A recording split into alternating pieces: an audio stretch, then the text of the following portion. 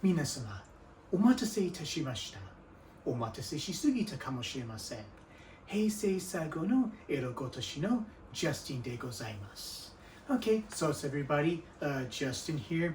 Yeah, even though this isn't exactly a walk and talk video, I will still consider this part of the series because I feel that there needs to be an opportunity to talk about walking in Japan. So if you ever one day come to Japan, whether it be for vacation or if you're ever going to live here, especially if you're going to live in bigger cities like Tokyo or Osaka, these are cities that are very walkable. But if you live in cities in the countryside, there are some instances where you might require a car.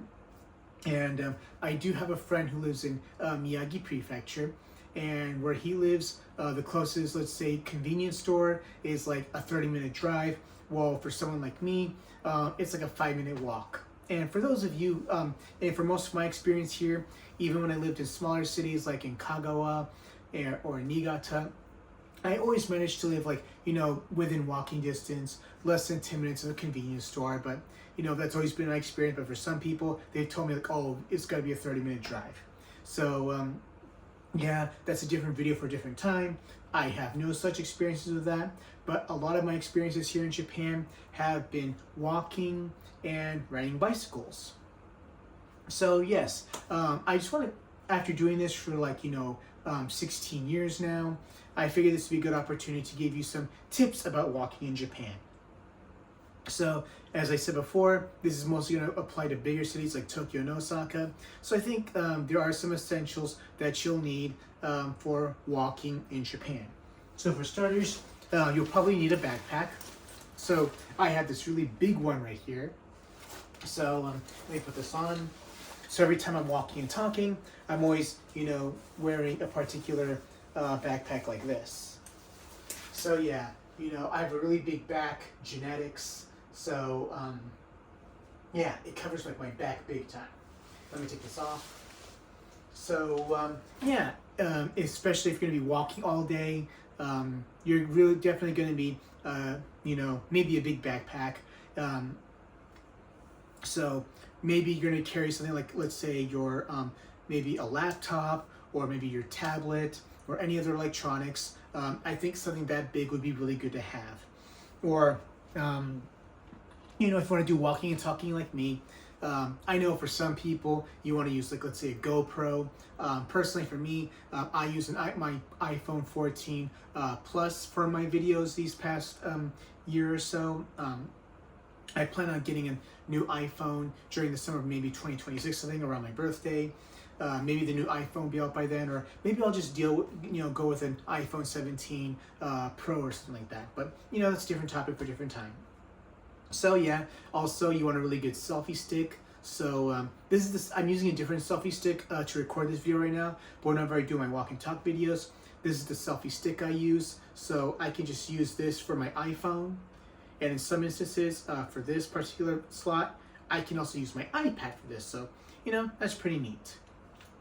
So yeah, probably you'll have like a nice selfie stick to put in your bag. Also, when you're doing walking and talking videos, I know that I should be disclaiming this. Like there are some places like some stores in Japan that will discourage you from filming their stores. Not just for the sake of, let's say, they just don't like it. Maybe they just do, but Japan has really unique privacy laws. So usually it's just to protect the privacy of people. So whenever I do these videos, I don't really focus as much people as much as possible. I just want to focus on the places and the sites. So whenever you're filming, just don't film like a random person in a kimono or like a geisha Maiko in Kyoto. Don't focus on people. Do your best to, not make them the focus. So that's how I tend to, let's say, do my videos. So I'll never just say, oh, check out this loser over here, or check out this hot chick over here, or check out this buff guy over here. I just don't do that. I'll just say, oh, check out this store, or check out that store, oh, check out this merchandise, check out that merchandise. So, I just want to let that be the focus. And whenever you're, let's say, filming within, let's say, a book off or a mandarake or a super potato, in of course, I should always disclaim that I always get permission first. So get permission, and then and usually in a lot of instances, they'll let you film. So yeah, that's a whole entirely different subject. So yes, you want your backpack to have your electronics, and also not just that, you're probably going to do a lot of shopping. Maybe you want to buy a lot of video games, you want to buy a lot of sweets, you want to buy a lot of pokey, a whole bunch of stuff. And you just don't want to carry in bags, so kind of get your arms tired, and you want them to be free. So you want a backpack with enough space to, let's say, put all that stuff in and still have your arms free. And yes, so of course, other things that I always carry with me is, of course, my portable Wi-Fi. So I have a portable, of course, for some people, you might have unlimited data with your plan that goes international. Or when arriving at the airport, you might get a SIM card for your smartphone or your tablet, or you might want to get a portable Wi-Fi station. I use this with my subscription with AU. And usually with my phone plan, my data is limited, let's say 50 gigabytes. While with this baby right here, I have unlimited data. So whenever I'm on the train, I just use that time to, let's say, catch up on anime. And thanks to this, I can catch up on all the anime I want, whether it be on Netflix, Hulu, Amazon Prime, Disney Plus, or Unext. So I think that's also important to have. And also, if you're going to be carrying your electronics with you, you're going to be out all day, you want to charge them. Of course, there are, in many countries, they'll allow you to use their, when you're in a country, you go to Starbucks, or you go to McDonald's, or some other restaurant, whether it be local or franchise worldwide. And, some countries, they'll let you use their receptacles, to just recharge your electronics. But in the case of Japan, of course, there are some restaurants that will allow you to use their receptacles, to charge them, especially McDonald's. They'll just have the certain tables, like for individuals, like on the counters, they'll have, let's say, USB-A ports or regular, outlets to charge that stuff. Well, in some places like Gusto, especially for tables for people that are for 3 or more, they'll have their receptacles. They'll tape them off so you can't use them. And in some instances, they won't allow you to use them. Like, for example, a guy I used to be friends with, this was 20 years ago. When he first came to Japan, he went to the Starbucks in Shibuya, and he wanted to contact his family by Skype on his laptop. And he was charging his laptop using one of their open receptacles. And within, let's say, 5 minutes, I think they called the cops on him. And he kind of got in trouble for, let's say, using their receptacles without permission. And he was stuck at the police station for 8 hours. And then eventually, they're just okay, you just gotta pay, let's say, whatever amount of electricity used. And the reason why they kind of have this policy is because it's considered stealing electricity. So, of course, some restaurants will allow you to have them, some won't. And I understand that recently, especially if, let's say, you use, let's say, a receptacle, let's say, not just on Shinkansen, but on a regular train, some of them will have these outlets, some of them won't. But if in the event, you do use them, I've heard stories you gotta pay, let's say, a 55,000 yen fine or something. So yeah, there are all alternatives to this. So for example, you can get these in lots of convenience stores in Japan, or local drugstores or Don Quijote's. So for example, I have this portable battery right here. It has one USB-A port and 2 USB-C ports. And, if you're just using your iPhone or any other tablets that are compatible with these ports, this should be good enough. But let's say you have a laptop with you, or in my case, a MacBook. Usually these batteries, they aren't really powerful enough to, let's say, charge one. So I have, for example, this PAL key I got here on Amazon. And so it has these DC ports right here. I have 2 USB-A, USB A 1.0, a USB 3.0, USB A 3.0, a USB-C, and a regular outlet right here. So usually if I want to charge like all these kinds of electronics and when I want more battery power, usually I can also use this for charging, let's say, my laptop and my other electronics. And I say maybe you should get a power bank like this, or you can use, like, let's say, a more mainstream one. So for example, I have this EcoFlow Delta 2 right here. So yeah, it's kind of bigger than average. So yeah, and usually at night I use this a lot. I can use this as a light night. The battery on this is pretty sweet. So I have this light right here. So it has a USB A port. So let me just turn this off, and then whenever need a night light, I can just use this. Damn, it's okay. Oh yeah, I forgot there's a button here. So yeah, I have this right here. So this works well with LED lights. And what's also cool about, of course, I gotta say that I'm not being sponsored by Powkey or by EcoFlow. So as you can see here, this will tell you how many hours you have left on your battery, whatever percentage you have left, and whatever the input wattage and the output wattage. So even though I have this light on, it's still reading my output wattage as 0.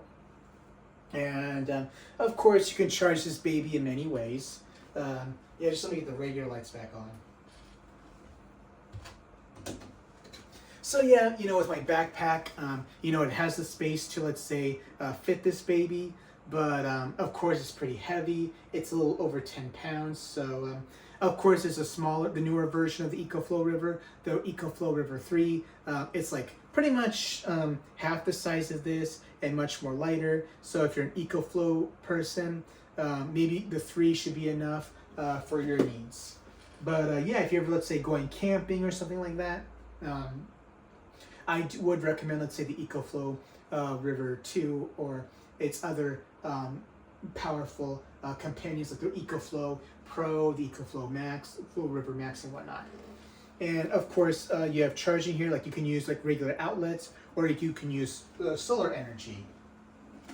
So yeah, so I say having these kind of, let's say, portable power banks, they would also be really convenient, depending on, let's say, your travel needs for the day. Especially if you're going to be out all day and you use your phone and your tablet all day, and your battery's near 0, and you're not even near, let's say, an outlet that you're legally able to use. So it'd be nice to, let's say, have a simple portable battery, whether it be something like this, or like this, depending on what you need to charge. Yeah, even though this is kind of like off topic, but as I mentioned before, the EcoFlow and my Powkey, you can use solar charging. So let me see if this fits in my backpack. So maybe depending on your needs.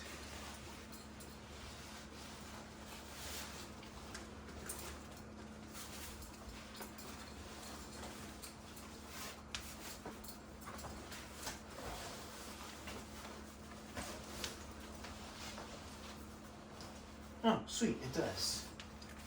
So what I have here is a foldable solar panel by Flex Solar. I bought this off Amazon a few weeks back. So you can like fold this into a briefcase, and yeah. So you unfold it like this. So, and this is like 120 watts reportedly, but I don't want to make this about solar panels, but sometimes with some solar panels, whether it be a good day or not, sometimes you're not really getting the full wattage. So even though this is about, let's say, this is supposed to be like 120 watts, averagely, especially with my EcoFlow River 2, on a good day, I averagely get 80 watts. And when it comes to solar, with my EcoFlow River 2, the maximum it can input is 110 watts. So 80 watts, yeah, this is 120. So 80 watts should usually do the trick. And of course, I'll probably do a review of this. Would be a different video for a different time, but maybe depending on where you are. I know some of you may not, let's say, be walking in a city, but maybe you're hiking, let's say, in the, let's say, Arashiyama or Mount Fuji, and if you, let's say, need power, then yeah, maybe having a portable solar panel might be a good idea.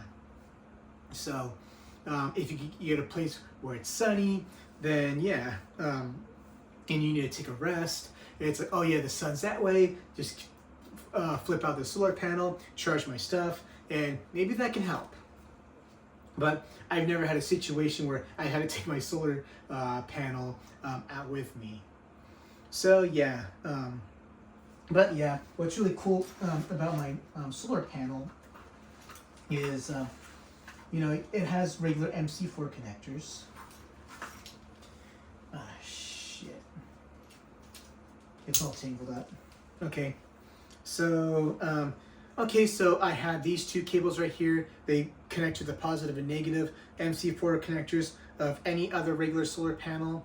And what's also cool is like it has these cool import ports. So I have like a TX60, an Anderson, and two variations of, let's say, the DC. And for example, if I want to, let's say, charge this, I can just put it, so it has input right here. So, this should be charged in no time. Or if I want to, let's say, recharge my EcoFlow River 2, then I just put it like in here. I just use the port that corresponds to this particular cable.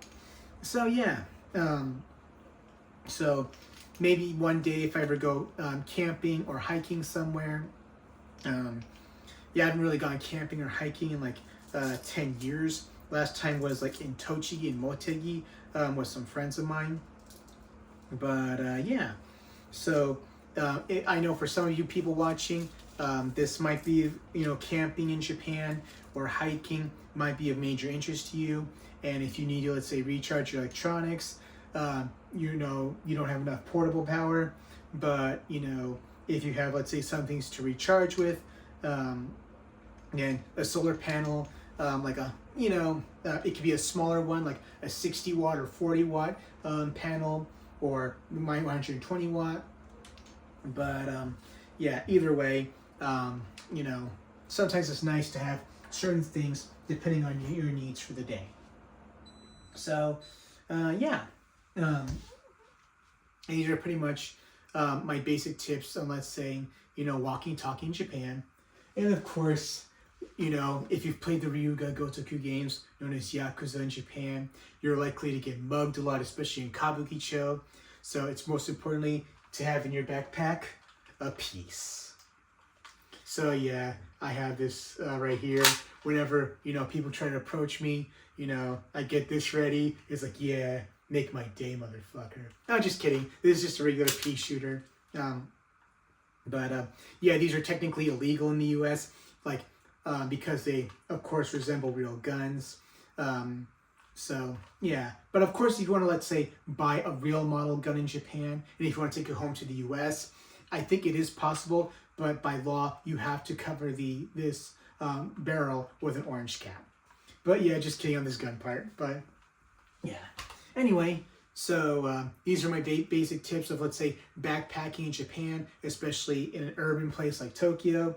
Always have a big backpack, just to have your electronics ready, and to have the space for, let's say, your shopping needs, because you don't want to be carrying bags like this, tire out your arms. But with this perfectly sizable backpack, you can have everything, with you, and when you go out the store and all that other stuff. Okay, so yeah, that's it. And see you next time.